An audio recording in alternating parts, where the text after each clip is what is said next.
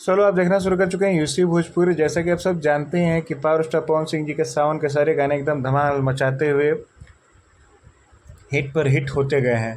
तो उसी के साथ साथ अब आदिशक्ति फिल्म से, जी हाँ, आदिशक्ति फिल्म से गाना आ रहा है सड़िया, जिसका नाम है गाने का सड़िया।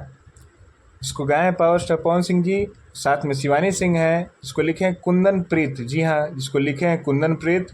म्यूजिक है श्याम सुंदर का। आदिशक्ति फिल्म से ये गाना आ रहा है। उम्मीद है कि ये गाना 11 तारीख को आ रहा है। जैसा कि इसका न्यूज़ है कि ये गाना 11 तारीख को आ रहा है। आगे अपडेट्स के लिए भोजपुरी न्यूज़ को फॉलो सब्सक्राइब जरूर कीजिएगा। यूसी भोजपुरी को फॉलो सब्सक्राइब जरूर कीजिएगा। इसमें फीचरिंग में है पलक वर्मा।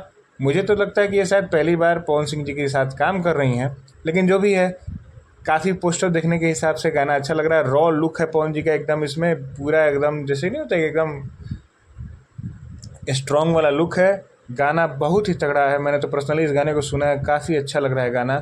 तो गाना का इंतज़ार रहेगा और 11 तारीख को मेरे ख्याल से ये गाना आ रहा है।